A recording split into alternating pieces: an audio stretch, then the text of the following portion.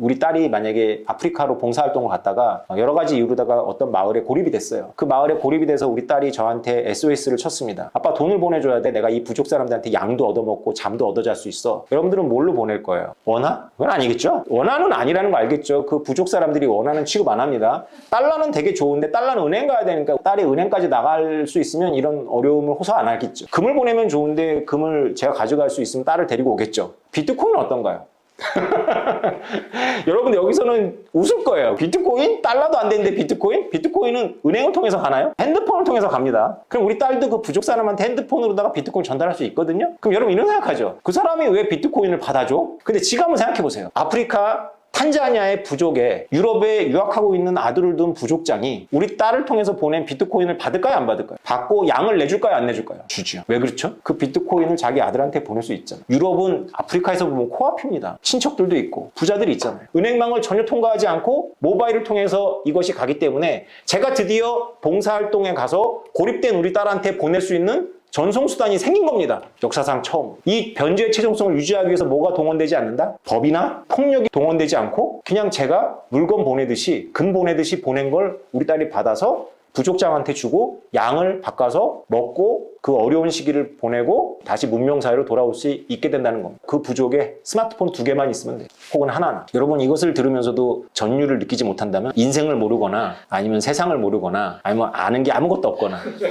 셋 중에 하나입니다.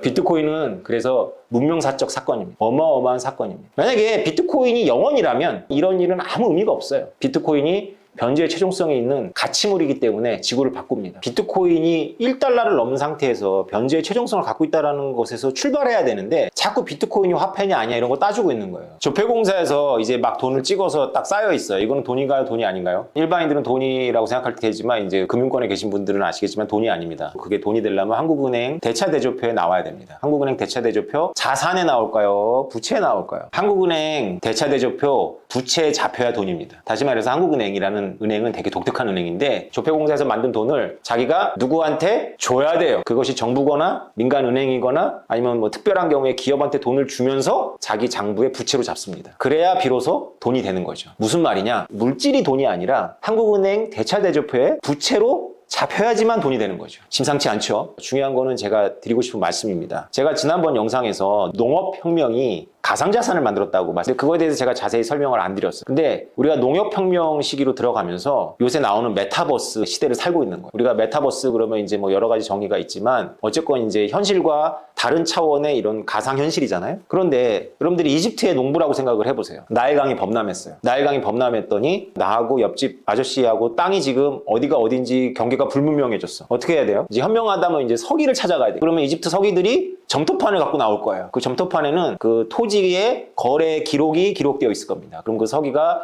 그 점토판을 가지고 이 토지의 거래 역사를 쭉 얘기해 준 다음에 그랬더니 여기까지는 누구 토지, 여기까지는 누구 토지라고 해주겠죠. 자, 실제 토지는 어디 있어요? 나일강 옆에 있어요? 서기가 관리하는 창고 안에 있어요. 나일강 옆에 있죠. 근데 그 토지의 소유권이 누구가 있는지를 결정적으로 결정하는 건 나일강에 있어요? 아니면 서기의 점토판에 있어요? 네, 그 서기의 점토판이 현실입니다. 메타버스 현실이죠. 이 메타버스 현실이 현실보다 더 현실적인 거예요. 우리는 그것에 굉장히 익숙하죠. 마치 조폐공사에서 나온 그 종이가 돈이 아니고 한국은행 부채에 잡힌 현금이 돈인 것처럼 장부가 현실입니다. 그리고 우리 인간은 호모사피엔스는 장부가 현실인 것에 굉장히 익숙해요. 바로 농업혁명 때문에 그렇습니다. 그 기록은 현실이 아니라 바로 제가 말씀드린 메타버스고 그것이 장부인 거죠. 그래서 우리가 이 비트코인과 이더리움과 이런 블록체인이 일으키고 있는 혁명을 잘 이해해야 돼요. 어차피 메타버스 이렇게 뜨고 있는 시대에 우리가 알고 있는 이 모든 자산을 다 메타버스상으로 집어넣겠다라는 야심이 바로 비트코인 혁명 때문에 가능해지고 있는 겁니다. 어마어마한 일이 앞으로 벌어질 거죠.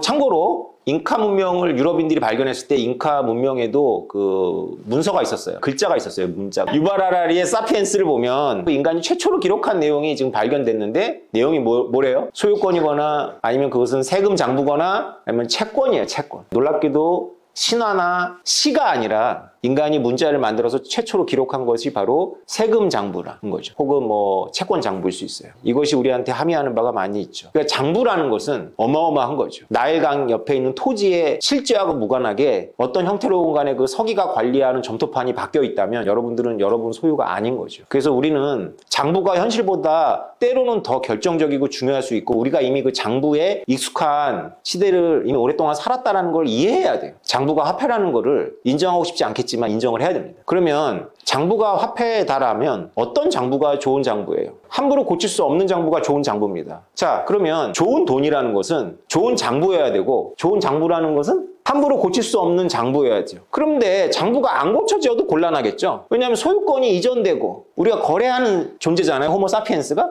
그럼 장부는 고쳐져야 되는데 함부로는 못 고쳐야 돼. 그럼 어떻게 해야 되겠죠? 인류는 이 문제를 어떻게 해결했겠어요? 누군가 권위를 갖고 있는 사람만이 고칠 수 있어야 돼요. 그렇죠? 아무나 고치면 안 되잖아요. 어떤 특별한 권위를 갖고 있는 사람만이 고칠 수 있어요. 그러면 어떤 사람이 특별한 권위를 갖고 있어요? 한국에서는 시험을 쳤고 외국에서는 누군가의 아들이었겠죠. 이집트의 서기들은 시험을 쳐서 뽑았어요. 근데 그걸 평민들한테 오픈한 건 아니고 귀족들 자제들 중에 엄청난 암기력과 뭐 이런 거를 시험 봐가지고 서기를 시켰죠. 아들은 뭘 시키려고 그래요? 서기를 만들고 싶은 거예요. 서기가 뭐라고요? 장부를 고치는 자예요. 장부를 유지하는 자예요. 그러니까 우리는 여기에 동의하는 겁니다. 장부는 아무나 고치면 일단 안 되는데 누군가가 고치긴 고쳐야 돼요. 그러면 이런 가능성은 없어요? 그 장부를 고치는 권위를 갖고 있는 사람이 공공의 이익을 위해서 객관적으로 장부를 고치는 것이 아니라 자기하고 자기의 영달과 자기 새끼들을 위해서 장부를 고친다. 가능해요? 안 가능해요? 많지는 않죠.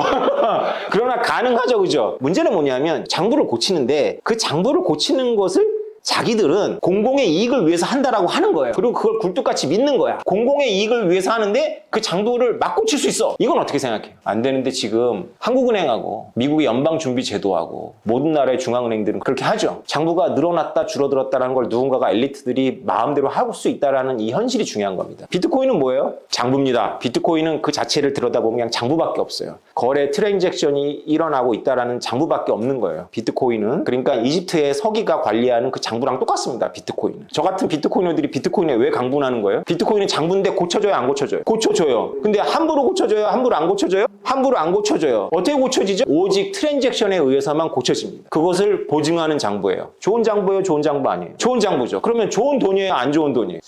마지막 결론은 이제 깨달았어요, 사람들이. 비트코인이 좋은 장부니까 좋은 돈이네. 근데 너무 억울하다. 왜 내가 몰랐을까? 지금까지 비트코인 갖고 있는 사람들은 횡재를 했네. 억울하죠. 이게 우리의 근원적인 공평성에 도전을 합니다. 불공평하잖아. 야, 이제 비트코인이 좋은 장부라는 거 알았어. 다시 시작하면 안 돼? 뉴딜. 지금까지 있었던 걸 없었던 걸로 하고 우리 이제 이 비트코인 같은 장부 만들어서 다시 전 세계 인류한테 다 나눠주고 시작하자. 이 프로젝트에 대한 열망이 있죠. 무슨 프로젝트예요, 이게? CBDC잖아요. 그래서 CBDC에 대한 일반 대중들의 열망에는 기술적인 거라든가 이런 거 다 떠나서 그냥 알았어. 비트코인 좋은 거 이제 알았어. 12년 지났으니 이제 알았어. 나한테도 기회를 줘. 다시 시작해야지. 좋은 말이에요. 분명히 그 문제가 있어요. 저는 여러분들한테 7년 전부터 얘기하면서 빨리 장부 게임에 들어오라고 얘기를 했지만 여러분들은 어쨌건 여러분들을 막은 사람들 때문에 이제 들어오는 거잖아요. 이제 들어오니까 저처럼 7년 전에 들어왔다거나 12년 전에 들어왔다거나 작년에 들어온 사람들에 비해서 너무 불리하다고 생각하잖아요. 그래서 여러분들이 다시 소환하는 게 누구예요? 결국 정부를 소환하고 있죠. 여러분들 다시 엘리트를 소환하고 있는 거예요. 엘리트를 믿을 수 없어 나온 비트코인이라는 좋은 돈을 여러분들이 억울하다고 이제 다시 시작하자라고 해서 다시 소환하는 게 그놈의 엘리트예요. 사고의 무한 순환에 빠져가지고 여러분들이 남 원망하고 억울해하고 앞으로 10년 후에 억울해할 것이냐 아니면 지금이라도 이것의 본질을 깨닫고 야 이거 엘리트 믿을 게 아니구나 엘리트를 믿지 말자라고 시작한 게 비트코인이구나 비트코인이 장부구나 화폐는 장부일 뿐이구나 라는 걸 동의하고 선택은 누구에게 달려있다? 여러분에게 달려있다는 겁니다. 비트코인을 가지고 도대체 뭐에 쓸모가 있냐? 첫 번째 계약의 담보물로 쓴다. 이거는 스마트 컨트랙을 말씀드리면서 나중에 설명을 드릴 거고 국경을 이동시킬 수 있다. 우리가 국경을 이동하려면 외환거래법 이런 거에 저촉이 되겠나 몸에다가 이렇게 달러를 지니고 남의 나라 가면 신고해야 되죠. 비트코인은 그런 거 없이 어디 세계 어디서나 내려서 쓸 수 있으니까 국경을 이동시키는 데 도움이 됩니다. 근데 진짜 부호들 입장에 생각해 보자고요. 돈이 막 여러 나라에 100억씩, 1000억씩 있는 사람들 입장에서 생각해보면 그들이 비트코인을 쓸 수 있기 때문에 비트코인은 안 없어지겠죠. 비트코인이 없어지더라도 비트코인 같은 그 무엇이 필요하겠죠. 금을 가지고 이동하려면 머리를 많이 써야 되겠죠. 안 걸리려고. 영화나 이런 거에. 그런 거 많이 나오잖아요. 근데 비트코인은 그런 머리를 쓸 필요가 없죠. 비트코인 인플레이션 해지용으로 쓸 수 있죠. 이제 국가가 돈을 남발하니까 자신이 가지고 있는 돈의 가치가 계속 떨어지니까 뭔가 방법을 찾아야 되잖아요. 또 우리나라 사람들이 제일 많이 했던 게 뭘까요? 부동산이죠. 법정화폐로 저축을 해서 30년 후에 찾는 돈의 가치를 생각해 봤을 때 인플레이션 해지를 부동산이나 금이나 이런 걸로 해야 되는데 머리 아프잖아요. 그리고 정보가 많아야 되잖아요. 근데 비트코인은 그 면에서 굉장히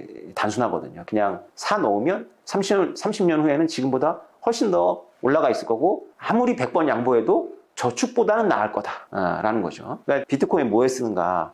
이 질문이 필요한 질문이긴 한데 앞으로는 안 하는 게 좋겠다. 왜냐하면 내가 너무 무식하다는 티를 너무 공개적으로 기록에 남기는 거다. 사실 금융기업이 비트코인을 취급한다. 꿈과 같은 이야기죠. 그것이 2017년, 18년까지는 꿈과 같은 이야기였습니다. 그런데 지금은 그게 꿈이 아니에요. 여러분들 생각하는 것보다 훨씬 더 빨리 우리가 다 알고 있는 금융회사들이 일반인들을 대상으로 암호화폐 투자 창구를 마련할 것이라고 저는 보고 있습니다. 그 근거는 뭐냐면 2020년 7월에 시작이 됩니다. 미국의 통화관리국이라고 하는 OCC라고 하는 기관의 짱이 미국 전역에 금융은행을 하고 있는 뱅크 오브 아메리카라든가 이런 은행들한테 편지를 보내요. 은행이 비트코인 수탁 서비스를 해도 된다. 비트코인을 대신 보관해주는 서비스죠. 그러면서 그것이 법에 저촉되지 않는다라고 편지를 보냅니다. 그날 바로 비트코인이 3년 동안 하지 못하던 1만 달러 완전 돌파를 성공합니다. 그 이후로부터 지금까지 비트코인이 1만 달러 미만으로 내려가지 않았습니다. 미국의 은행들의 인허가를 관장하는 기관의 장이 은행들이 비트코인 보관 서비스를 할 수 있다고 발표한 순간 완전히 돌파해서 우리가 지금 보고 있는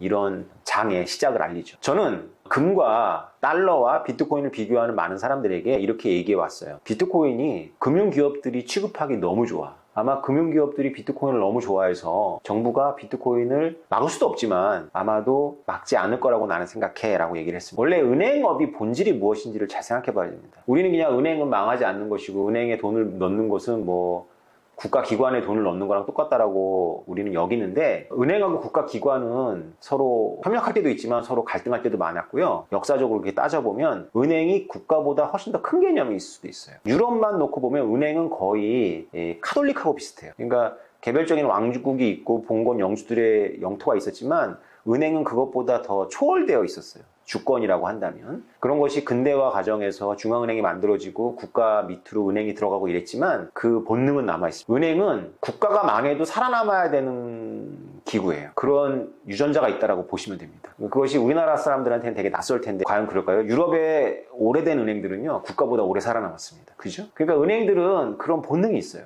자, 은행들이 결국은 그래서 가장 믿을 만한, 신뢰할 만한 자산을 모읍니다. 그 은행들의 자산은 물론 은행들의 것은 아니에요. 은행에 수탁한 사람들의 것이죠. 그래서 은행의 자산이라는 개념은 은행의 자본하고 갚으면 안 돼요. 은행의 자본은 순자산이고요. 자기네들의. 은행의 자산은 모든 은행을 이용하는 사람들이 은행에 맡긴 거죠. 그래서 은행에는 뭔가 값 나가는 것들이 다 금융권에 포섭이 됩니다. 왜 그러냐 하면 여러 이유가 있지만 가장 중요한 것은 은행이 살아남기 위해서겠죠. 어떤 경우에도 국가가 망했을 때 살아남는 것이 바로 은행이 갖고 있는 은행의 유전자입니다. 유럽에서 발달했기 때문에 그렇습니다. 자, 이렇게 값 나가는 물건들을 은행에 보관하면서 이것을 어떤 식으로든지 간에 자신들의 수익의 창출의 근거로 만들어야 되겠죠. 그렇지 않으면 은행은 전당포예요. 전당포는 뭐죠? 여러분들이 창고 대신 하는 거예요. 맡겨놓고 여러분들이 원할 때 찾아가는 거죠. 은행은 전당포하고 다르죠. 뭐가 다르죠? 은행은? 전당포는 맡겨놓은 걸 보관했다가 찾으러 오면 수수료 받고 돌려주는 거잖아요. 그죠? 은행은 뭐가 다르죠? 맡겨놓은 걸 가지고 남한테 빌려줘요. 맡겨놓은 걸 가지고 남한테 빌려주면서 거기서도 수수료를 뗀단 말이죠. 이것은 은행 기업만이 할 수 있는 면허예요. 우리가 하면 그거는 이제 자본시장법이나 유사수신 이런 거에 걸리는데 은행만 할 수 있어요. 이것이 바로 보편적인 은행들의 역할입니다. 그런 면을 생각해 보세요. 비트코인이 일반인들이 직접 비트코인을 다루기가 쉬운가요? 어려운가요? 비트코인은 어려워요. 일반인들이. 특히 노인을 생각해 보세요. 왜 어려울까요? 보관 너무 위험하고 자기가 갖고 있자니 너무 떨리죠. 이 고가를. 그래서 은행에 맡겨놔요. 그럼 은행이 그걸 어떻게 하죠? 남한테 빌려줘요. 남한테 빌려줘서 신용을 창출하겠죠. 자, 은행이 하기가 너무 좋죠. 보관해주고 신용을 창출하고. 또 있어요. 일반인들이 비트코인을 직접 보유하는 것보다는 은행을 통해서 간접적으로 보유하는 형태를 선호할 수 있는 이유가 또 있죠. 이게 핵심인데 경제학자들이나 여러분들의 친구분들이 비트코인의 가장 큰 단점이라고 뽑는 게 바로 은행들이 금융기업들이 비트코인을 가장 좋아하는 이유예요. 가격이 지랄 같죠? 이 가격이 지랄 같은 게 바로 금융기업의 관점에서는 바로 뭐다? 수익의 원천이다. 네. 금융기업 입장에서는 어떻죠? 비쌀 때 팔고 쌀 때 살 수 있어요. 금융기업이 무슨 도사라서 그렇게 가능하냐? 물론 그들도 우리랑 비슷해요. 정확하게 맞추진 않지만 우리보다 승률이 높다. 만약에 동전 던지기 게임을 계속 반복해서 한다면 누가 승자라고요?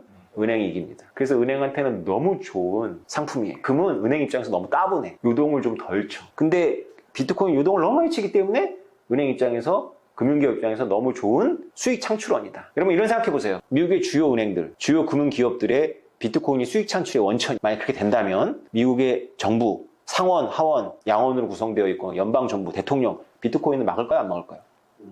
안 막죠. 왜 그렇죠? 금융기업들의 집단적인 이해가 정치에 누구보다 강한 영향을 미치는 건 맞아요. 그래서 이렇게 금융기업들의 집단적인 이해에 훼손하는 일을 연방정부가 함부로 쉽게 하지는 않습니다. 미국의 연방정부는 지능이 높습니다. 2014년도 제가 공부할 때 이미 비트코인 못 막는다, 기술적으로 못 막는다 알고 있었고요. 미국의 은행들은, 미국의 중요한 모건 스탠리라든가 골드만삭스의 수뇌부들은 비트코인이 새로운 수익 창출원이 될 수 있다는 것을 2017년도쯤 알았습니다. 여러분들이 그들이 말을 보지 말고 그들의 선택을 보면 어느 순간에 제가 지금 주장했던 것들이 이루어져 있을 거예요. 할머니, 할아버지들이 비트코인과 이더리움을 은행을 통해서 간접 소유하고 은행들이 그 비트코인과 이더리움 운용해서 이자 수수료 받는 수익도 창출하고 또 해칭을 통해 가지고 엄청난 수익도 창출하고 이런 일을 할 겁니다. 그리고 그것은 면허가 있기 때문에 바로 여기서 결정적인 저의 결론. 적들이 은행의 에너미가 누굴 것 같아요? 바로 빅테크입니다. 애플, 아마존, 카카오, 네이버, 구글이 은행의 에너미예요. 누가 이길 것 같아요, 여러분? 빅테크가 이길 것 같죠? 근데 은행한테는 뭐가 있죠? 면허가 있어요. 국가가 면허를 주관하기 때문에 빅테크는 또 빨리 움직이지도 못했죠, 비트코인에 대해서. 근데 은행들이 만약에 정신 차리고 비트코인과 이더리움을 자산으로 포함시키고 모으면 모을수록 국가에서 보호해줄 거기 때문에 은행들만 할 수 있는 고유 영역이 생기고 비트코인, 빅테크라는 플랫폼에 뺏기지 않은 사업의 고유 영역이 생깁니다. 저는 이것 때문에 금융기업이 결국은 비트코인과 이더리움을 취급할 것이다라고 거의 확신합니다. 물론 제가 영상을 만들어서 화폐에 대해서도 얘기를 하고 그런 반론에 대해서 계속 설명을 하지만 지금 비트코인이 1달러를 넘었고 변제 최우선을 가졌잖아요. 그럼 뭘 고민해야 돼? 비트코인 가지고 무엇 할 수 있을지를 고민해야 될 거 아닙니까? 아니 세상에 전 세계 어디도나 갈 수 있는 게 가치물이 그냥 핸드폰에서 핸드폰 전송이 되는 거죠. 폭력에도 의지하지 않고 법에도 의지하지 않는 게 그냥 왔다 갔다 하는데 이것을 가지고 흥분해야 되는데 그게 뭐냐. 제가 철기시대 얘기해드렸잖아요. 신석기 시대 대학에서 철을 보고 야 이거 녹슬어. 이거 불에 녹아. 이러고 있는 거와 뭐가 달라요? 이건 철이에요. 돌이 아니라고요. 근데 철을 놓고 이것은 돌하고 얼마나 다른지를 계속 현미경 가지고 연구하고 있는 거예요, 지금. 1달러를 넘는 것이 멀리 보낼 수 있습니다. 좋은 얘기야. 근데 이게 가격이 변동하잖아. 그것도 엄청나게. 그건 문제 아니야? 그런데요, 비트코이너들은, 저를 비롯한 비트코이너들 거의 단 한 명도 가격의 변동성을 가지고 고민을 안 해요. 그럼 이 사람들은 현실을 무시하는 건가요? 가격의 변동성이 현실적인 문제잖아요. 여러분들 이상하죠? 자, 이걸 설명해 드리겠습니다. 이렇게 가격이 지랄 같은데 이게 해결책이 있다고?